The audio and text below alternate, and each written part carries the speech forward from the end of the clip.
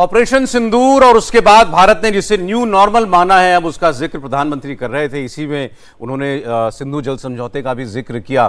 क्या यहीं से उस सुदर्शन चक्र की जरूरत भी महसूस हुई जनरल मैसन साहब, जो प्रधानमंत्री अगले 10 वर्षों में बनाने की बात कर रहे हैं? बिल्कुल, सुदर्शन चक्र की जो प्रधानमंत्री ने बोला यहीं से शुरुआत हुई है। और हाल में फिलहाल पिछले एक हफ्ते में जो पाकिस्तान स्टेटमेंट्स आ रहे हैं आसिफ मुनीर का और इनके ये भुट्टो के और प्रधानमंत्री के कि हम भारत के साथ ये कर देंगे वो कर देंगे और डैम्स को बर्बाद करेंगे, हमारे पास इतनी मिसाइल्स हैं कि हम बर्बाद कर सकते हैं, और साथ में न्यूक्लियर की धमकी फॉरेन सॉइल टैंपा से बोला गया कि हम विश्व के 50% को ख़त्म कर देंगे, और साथ में ये बोला कि रिलायंस जामनगर जो अंबानी का उससे फोटो भी करके और कुरान को कोट किया था। ये मैसेज बहुत साफ है।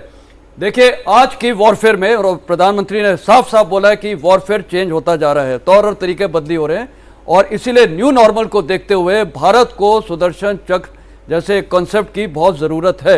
और उन्होंने एक टाइमलाइन दे दी है, 2035 तक हम इसको कंप्लीट करेंगे।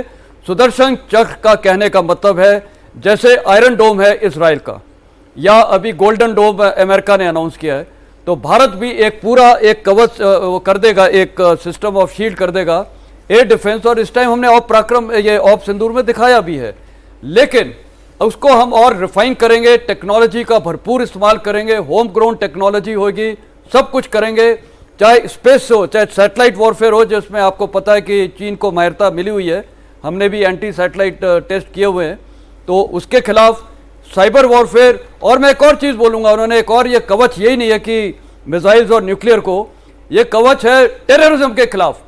आपने देखा पहलगाम में इन्होंने कैसे हिम्मत की आके घुस के, तो प्रधानमंत्री का ये भी बोलना बहुत ज़रूरी है कि कोई भी टेररिस्ट एक्टिविटी इस देश में नहीं होनी चाहिए। तो उसके लिए मेरे को लगता है ये कवच में इंटेलिजेंस का भी एक काफ़ी उसमें किया जाएगा, उसमें मतलब मैं बोलूँगा इंटीग्रेट किया जाएगा, क्योंकि इंटेलिजेंस अगर अच्छी है तो सब कुछ अच्छा है। और जो उन्होंने एक और चीज़ बोली थी कि ये जो घुसपैठी आ रहे हैं, जो डेमोग्राफिक पैटर्न चेंज कर रहे हैं, तो ये सारा चीज़ एक दिखाता है कि हम वेल प्रिपेयर्ड है। और एक और चीज़ उसमें है कि डिफेंस के अलावा हमारा ये सुदर्शन चक्र आक्रामक भी होगा, यानी कि डिफेंसिव मोड है, आक्रामक भी होगा। और अगर मैं एक और पॉइंट बोल दूं, प्राइम मिनिस्टर की स्पीच में आज उन्होंने बहुत घोषणाएं की हैं देशवासियों के लिए, हर वर्ग के लिए, लेकिन एज अ मिलिट्री मैन मैं बोलना चाहूँगा, देशवासी क्या चाहता है कि ग्राउंड पे एक्शन होना चाहिए। अनाउंसमेंट्स तो होते रहते हैं, आज की स्पीच में एक बहुत बड़ा उन्होंने बोला, जो गवर्नेंस है, जो गवर्नमेंट है, उसका एक काम है, वो फाइलों में नहीं होगी, ऑफिस कल्चर नहीं होगा, लोगों के दिल में बैठेगी। तो ये जितने भी गवर्नमेंट के कर्मचारी हैं, चाहे स्टेट गवर्नमेंट के हैं, इनका फर्ज बनता है ऑन ग्राउंड लोगों के पास जाएं और ऑन ग्राउंड चीज़ों को अमल कराएं, तब ये एक्शन बिल्कुल भरपूर पूरा होगा। तो आई थिंक बहुत विस्तार से उन्होंने ये बयान जो देवेंद्र अभी हम सुन रहे थे, उसमें सिंधु जल समझौते को लेकर भी जो बात उन्होंने कही कि ये अब भारतवासियों ने समझा है कि ये सिंधु जल समझौता कितना अन्यायपूर्ण रहा है। उन्होंने पुराने अन्याय को भी याद दिलाया, और ये जो धमकियां जो लगातार पाकिस्तान की तरफ से आ रही है कि भारत को बांध बनाते हुए हम देखेंगे, अगर बांध बना तो हम 10 मिसाइलों से उसे फारिग कर देंगे, तो भारत का ये संदेश बड़ा स्पष्ट है, हम तय करेंगे कहां तक घुसकर मारना है। बिल्कुल मीनाक्षी, और इस केस में आप दोनों चीज़ें देखें, जैसे 4 दिन पहले 11 अगस्त को फ्लोरिडा में उन्होंने बयान दिया, तो सीधे सीधे उसका नाम लेके या उस तरह के बयान देने की जवाब देने की जरूरत थी नहीं पीएम को, लेकिन पीएम ने यह बताया कि हाँ, सुरक्षा को लेकर हम क्या करना चाहते हैं। दूसरी चीज़ की आर्बिट्रेशन को लेकर जो कहा जाता है इंडस वाटर ट्रीटी को लेकर, उसमें भी पीएम ने तो 2 टुक शब्दों में कह दिया ना कि हम उसे नहीं मानेंगे।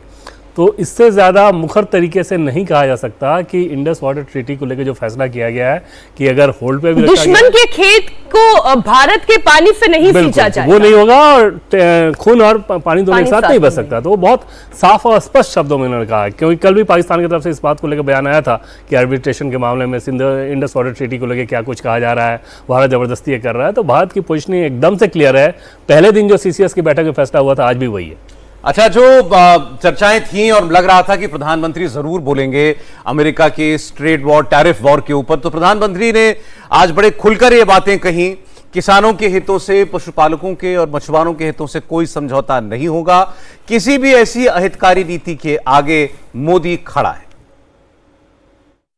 प्यारे देशवासियों, भारत के किसान, भारत के पशुपालक, भारत के मछुआरे, ये हमारी सबसे बड़ी प्राथमिकता है। भारत के किसान, भारत के मछुआरे, भारत के पशुपालक, उनसे जुड़ी किसी भी अहितकारी नीति के आगे मोदी दीवार बन के खड़ा है।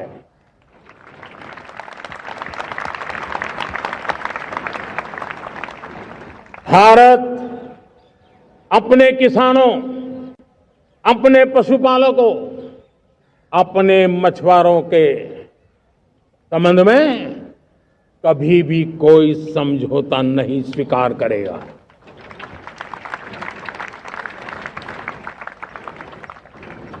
प्यारे देशवासियों, गरीबी क्या होती है मुझे किताबों में पढ़ना नहीं पड़ा है, मैं जानता।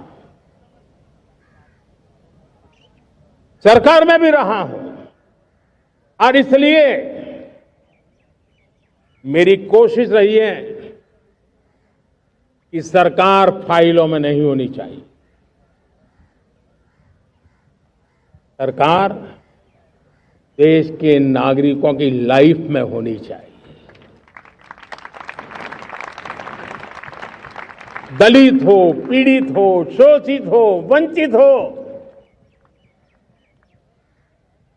उनके लिए सकारात्मक रूप से सरकारें प्रोएक्टिव हो, सरकारें प्रो पीपल हो, उस दिशा में हम निरंतर प्रयास कर रहे हैं। समाज के हर जरूरत व्यक्ति के लिए, कुछ लोगों को लगता है कि सरकार की योजनाएं पहले भी आती थी। जी नहीं, हम सरकार की योजनाओं को जमीन पर उतार रहे हैं, सैचुरेशन पर बल देते हैं और सामाजिक न्याय का अगर कोई सच्चा एजुकेशन है तो सैचुरेशन में है, जिसमें कोई हकदार छूटे नहीं, हकदार के घर तक सरकार जाए और उसे अपना हक की चीजें मिले, उसके लिए हम काम कर रहे हैं।